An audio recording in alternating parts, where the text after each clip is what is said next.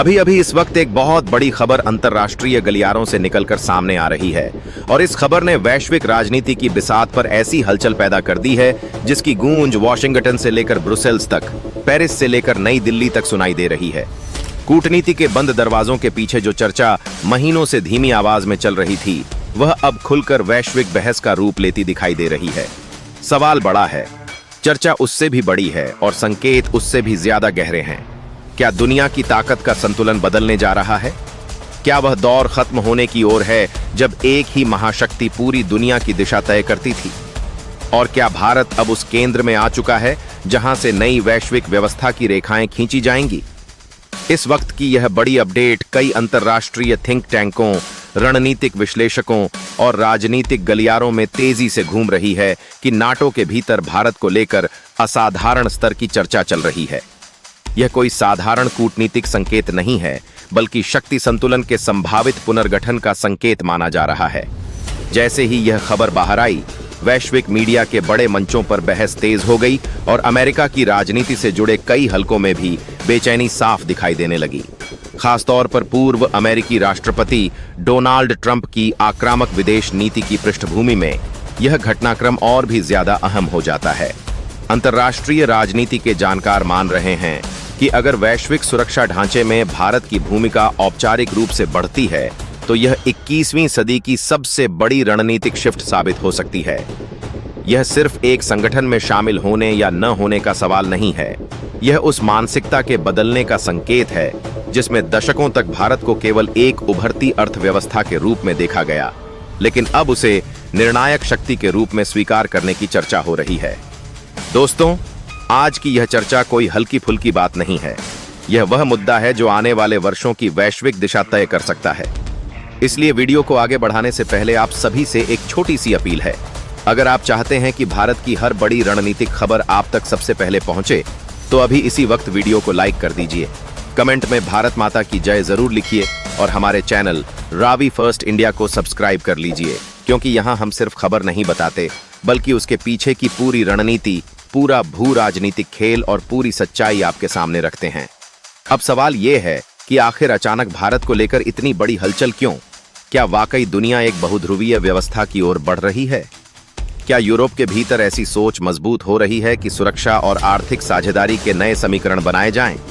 और अगर ऐसा है तो इसका असर अमेरिका, यूरोप, ब्रिक्स और पूरे एशिया पर किस तरह पड़ेगा? आज के इस वीडियो में हम इन्हीं सवालों की परत दर परत जांच करेंगे, हर संकेत को समझेंगे और यह जानने की कोशिश करेंगे कि क्या यह सिर्फ कूटनीतिक अटकल है या आने वाले समय का वास्तविक ट्रेलर। तो चलिए शुरू करते हैं उस भू राजनीतिक कहानी को जो शायद 21वीं सदी की सबसे बड़ी शक्ति परिवर्तन गाथा बन सकती है। दुनिया की राजनीति में ऐसे मोड़ बहुत कम आते हैं जब घटनाएं सिर्फ खबर नहीं रहती, बल्कि इतिहास की दिशा बदलने वाले संकेत बन जाती हैं। और इस वक्त जो चर्चा वैश्विक मंचों पर चल रही है, वह ठीक वैसी ही एक करवट का संकेत मानी जा रही है।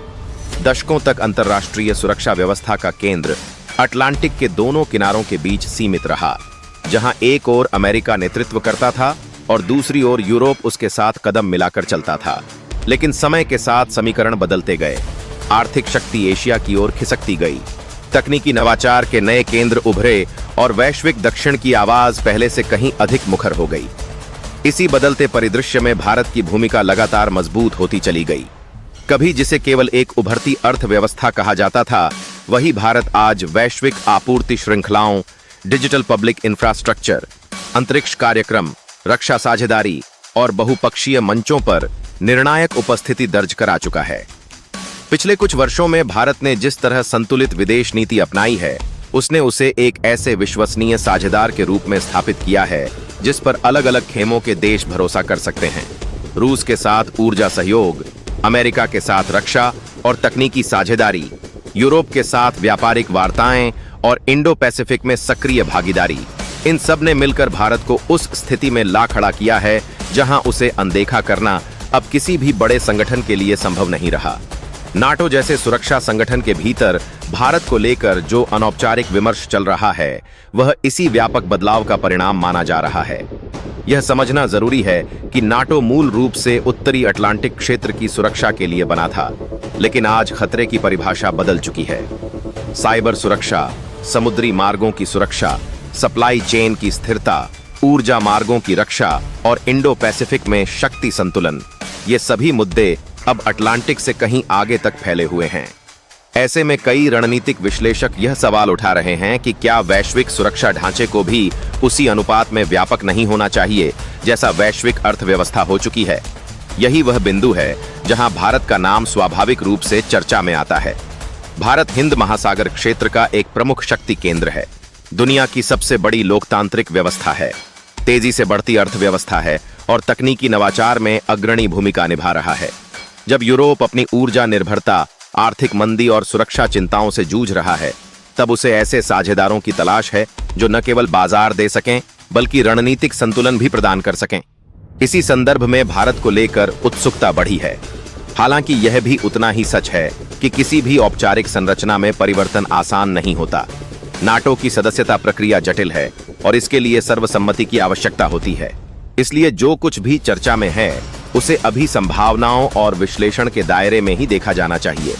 लेकिन राजनीति में संकेत ही भविष्य की दिशा बताते हैं और संकेत यह कह रहे हैं कि दुनिया अब एक ध्रुवीय नहीं रही। 1990 के दशक के बाद जो दौर आया था उसमें अमेरिका का प्रभाव सर्वोच्च था, पर अब चीन का उदय, रूस की आक्रामक रणनीति, मध्य पूर्व की बदलती राजनीति और एशिया की आर्थिक छलांग ने परिदृश्य को बहुध्रुवीय बना दिया है।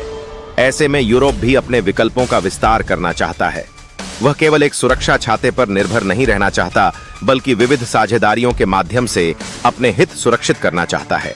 भारत की डिजिटल भुगतान प्रणाली, आपदा राहत क्षमता, वैक्सीन कूटनीति और वैश्विक मंचों पर मध्यस्थ की भूमिका ने उसकी छवि को और मजबूत किया है। जब यूक्रेन संकट के दौरान दुनिया दो ध्रुवों में बंटी हुई दिखाई दी, तब भारत ने संतुलित रुख अपनाकर संवाद की आवश्यकता पर जोर दिया। इसी तरह वैश्विक दक्षिण की आवाज को G20 मंच पर प्रमुखता देना भी भारत की बढ़ती कूटनीतिक ताकत का उदाहरण माना गया। इन सब के बीच यूरोप के भीतर यह विचार पनप रहा है कि भविष्य की सुरक्षा और आर्थिक संरचना में एशिया को शामिल किए बिना स्थिरता संभव नहीं है। यह सोच केवल भावनात्मक नहीं बल्कि व्यावहारिक है। वैश्विक व्यापार का बड़ा हिस्सा अब हिंद महासागर और इंडो पैसिफिक से होकर गुजरता है। समुद्री मार्गों की सुरक्षा में भारत की भूमिका निर्णायक है। क्वाड जैसे मंचों में भारत की सक्रियता ने भी यह संकेत दिया है कि वह वैश्विक सुरक्षा संवाद में भागीदारी के लिए तैयार है। हालांकि वह किसी सैन्य गुट का औपचारिक हिस्सा बनने को लेकर हमेशा सावधानी बरतता रहा है। यही संतुलन भारत की ताकत है। वह रणनीतिक स्वायत्तता बनाए रखते हुए बहुपक्षीय सहयोग करता है। इसी कारण यदि नाटो के भीतर भारत को लेकर चर्चा हो रही है तो वह केवल सैन्य दृष्टि से नहीं बल्कि व्यापक भू राजनीतिक परिप्रेक्ष्य में हो रही है। यह भी ध्यान रखना चाहिए कि यूरोप के सामने आंतरिक चुनौतियां कम नहीं हैं। ऊर्जा संकट, औद्योगिक प्रतिस्पर्धा में गिरावट, जनसांख्यिकीय दबाव और राजनीतिक अस्थिरता, इन सब ने उसे नए आर्थिक अवसरों की तलाश में धकेला है। भारत का विशाल बाजार, युवा जनसंख्या और तेजी से बढ़ता मैन्युफैक्चरिंग सेक्टर उसे आकर्षक साझेदार बनाते हैं। साथ ही रक्षा उत्पादन में आत्मनिर्भरता की दिशा में भारत के प्रयास और संयुक्त उत्पादन समझौते भी यूरोपीय कंपनियों के लिए अवसर लेकर आते हैं। ऐसे में रणनीतिक साझेदारी का विस्तार स्वाभाविक है। लेकिन यहाँ एक और महत्वपूर्ण पहलू है, विश्व व्यवस्था का वैचारिक परिवर्तन। लंबे समय तक यह धारणा रही कि पश्चिमी संस्थाएं ही वैश्विक नियम तय करेंगी, पर अब ब्रिक्स जैसे मंचों के विस्तार और क्षेत्रीय समूहों की सक्रियता ने उस सोच को चुनौती दी है। भारत इन दोनों संसारों के बीच पुल की तरह उभरा है। एक ओर वह पश्चिमी लोकतांत्रिक ढांचे का हिस्सा है, दूसरी ओर वह वैश्विक दक्षिण की आकांक्षाओं का प्रतिनिधित्व करता है। यही दोहरी पहचान उसे विशिष्ट बनाती है। इस पूरे परिदृश्य को समझना इसलिए भी जरूरी है क्योंकि अक्सर सनसनीखेज सुर्खियों के पीछे वास्तविक जटिलताएं छिप जाती हैं। भारत का कद बढ़ रहा है, इसमें कोई संदेह नहीं, पर यह वृद्धि संतुलन, धैर्य और दीर्घकालिक रणनीति पर आधारित है। यदि भविष्य में किसी भी रूप में वैश्विक सुरक्षा ढांचे में भारत की भूमिका औपचारिक रूप से विस्तारित होती है तो वह एक लंबी प्रक्रिया का परिणाम होगी, न कि अचानक हुए किसी निर्णय का। इसलिए हमें हर खबर को उत्साह के साथ साथ विवेक से भी देखना होगा। यही परिपक्व राष्ट्र की पहचान है और इसी परिपक्वता के साथ हम आगे के हिस्सों में इस संभावित शक्ति परिवर्तन के आर्थिक, सैन्य और कूटनीतिक आयामों को और गहराई से समझेंगे, क्योंकि कहानी अब भी शुरू हुई है और आने वाले चरणों में तस्वीर और स्पष्ट होती जाएगी। अब अगर हम इस पूरी तस्वीर को थोड़ा और गहराई से देखें तो समझ में आता है कि यह केवल सुरक्षा गठबंधनों की चर्चा नहीं है, बल्कि यह आर्थिक शक्ति, तकनीकी प्रभुत्व और वित्तीय संरचना के पुनर्गठन की भी कहानी है। पिछले कुछ वर्षों में जिस तरह वैश्विक आपूर्ति श्रृंखलाएं बाधित हुईं, महामारी ने दुनिया को झकझोर दिया, ऊर्जा बाजार में उथल-पुथल हुई और प्रतिबंधों की राजनीति ने अंतर्राष्ट्रीय व्यापार को प्रभावित किया। उसने कई देशों को यह सोचने पर मजबूर कर दिया कि क्या वे एक ही वित्तीय तंत्र या एक ही शक्ति केंद्र पर निर्भर रह सकते हैं। जब किसी देश को वैश्विक भुगतान प्रणाली से बाहर किया जाता है या उसकी विदेशी मुद्रा संपत्तियां फ्रीज कर दी जाती हैं, तो बाकी देश भी स्वाभाविक रूप से अपने भविष्य को लेकर चिंतित होते हैं। इसी चिंता ने वैकल्पिक भुगतान तंत्र, स्थानीय मुद्रा व्यापार और डिजिटल फाइनेंस के नए प्रयोगों को जन्म दिया। भारत ने यहाँ एक अनोखा उदाहरण प्रस्तुत किया है। यूनिफाइड पेमेंट्स इंटरफेस यानी यूपीआई जैसी प्रणाली ने यह साबित किया कि बड़े पैमाने पर डिजिटल लेन देन सुरक्षित, सस्ते और पारदर्शी तरीके से संभव हैं। कई देशों ने भारत के इस मॉडल में रुचि दिखाई है और कुछ ने तो इसे अपनाने की दिशा में कदम भी बढ़ाए हैं। यह केवल तकनीकी नवाचार नहीं बल्कि वित्तीय संप्रभुता का संकेत है। जब व्यापार स्थानीय मुद्राओं में होने लगता है, जब दो देश डॉलर के बजाय अपनी अपनी करेंसी में लेन देन करते हैं, तो वह वैश्विक शक्ति समीकरण में सूक्ष्म लेकिन महत्वपूर्ण बदलाव का संकेत देता है। रूस के साथ ऊर्जा व्यापार हो या एशिया प्रशांत क्षेत्र में बढ़ते द्विपक्षीय समझौते, भारत ने व्यावहारिकता को प्राथमिकता दी है। इसी कारण यूरोप के भीतर भी यह चर्चा तेज हुई है कि भविष्य के व्यापार ढांचे में विविधता लाना जरूरी है। यूरोपीय अर्थव्यवस्थाएं लंबे समय से उच्च ऊर्जा लागत और औद्योगिक प्रतिस्पर्धा की चुनौतियों से जूझ रही हैं। यदि वे एशियाई बाजारों से गहरे जुड़ाव स्थापित करती हैं, तो उन्हें विकास के नए अवसर मिल सकते हैं। भारत का विशाल उपभोक्ता आधार, तेजी से बढ़ता स्टार्टअप इकोसिस्टम और विनिर्माण क्षेत्र में विस्तार उन्हें आकर्षित करता है। रक्षा उद्योग में भी सहयोग की संभावनाएं बढ़ी हैं। संयुक्त उत्पादन, तकनीकी हस्तांतरण और अनुसंधान साझेदारी जैसे मॉडल अब केवल विचार नहीं रहे बल्कि व्यवहारिक चर्चा का हिस्सा बन चुके हैं। इस व्यापक आर्थिक संदर्भ में यदि नाटो या अन्य सुरक्षा मंच भारत के साथ निकटता बढ़ाने की बात करते हैं, तो उसका अर्थ केवल सैन्य नहीं बल्कि बहुआयामी साझेदारी होता है। इसके साथ साथ एक और बड़ा परिवर्तन हो रहा है, कूटनीतिक भाषा का। पहले जहां शक्ति का प्रदर्शन सैन्य गठबंधनों और कठोर बयानबाजी से होता था, वहीं अब संवाद, बहुपक्षीयता और रणनीतिक स्वायत्तता जैसे शब्द अधिक प्रचलित हो गए हैं। भारत ने लगातार यह रुख अपनाया है कि वह किसी ब्लॉक की राजनीति का हिस्सा बनने के बजाय मुद्दा आधारित सहयोग करेगा। यही कारण है कि वह क्वाड में भी है, ब्रिक्स में भी सक्रिय है, G20 में नेतृत्व भी करता है और यूरोप के साथ मुक्त व्यापार समझौते पर भी वार्ता करता है। यह संतुलन उसे अद्वितीय बनाता है। यूरोप के कई नीति निर्धारक यह मानते हैं कि यदि वैश्विक व्यवस्था को स्थिर रखना है, तो ऐसे देशों की भूमिका बढ़ानी होगी जो विभिन्न ध्रुवों के बीच पुल का काम कर सकें। भारत इस भूमिका के लिए उपयुक्त दिखता है, क्योंकि उसकी विदेश नीति वैचारिक कठोरता से अधिक व्यावहारिक हितों पर आधारित है। लेकिन हर अवसर के साथ चुनौतियां भी आती हैं। यदि भारत की भूमिका वैश्विक सुरक्षा ढांचे में बढ़ती है, तो उसे अपने रक्षा आधुनिकीकरण, समुद्री सुरक्षा, साइबर सुरक्षा और अंतरिक्ष क्षमता को और मजबूत करना होगा। साथ ही घरेलू आर्थिक सुधार, विनिर्माण प्रतिस्पर्धा और तकनीकी अनुसंधान में निवेश बढ़ाना भी उतना ही जरूरी है। वैश्विक मंच पर प्रभाव केवल घोषणाओं से नहीं बल्कि क्षमता से आता है।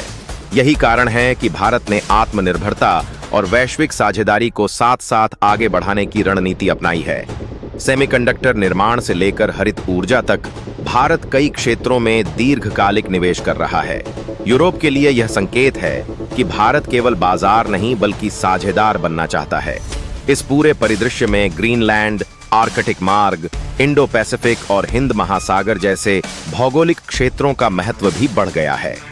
जलवायु परिवर्तन के कारण नए समुद्री मार्ग खुल रहे हैं, संसाधनों की होड़ बढ़ रही है और रणनीतिक प्रतिस्पर्धा तीव्र हो रही है। ऐसे में जिन देशों की समुद्री क्षमता मजबूत है, उनकी भूमिका निर्णायक हो जाती है।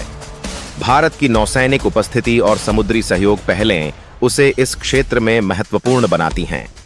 यही कारण है कि वैश्विक सुरक्षा चर्चाओं में उसका नाम स्वाभाविक रूप से शामिल हो रहा है। लेकिन यह भी उतना ही महत्वपूर्ण है कि भारत अपनी रणनीतिक स्वायत्तता बनाए रखे। किसी भी औपचारिक सैन्य संरचना में शामिल होना दीर्घकालिक प्रतिबद्धता मांगता है, और भारत ने ऐतिहासिक रूप से स्वतंत्र नीति को प्राथमिकता दी है।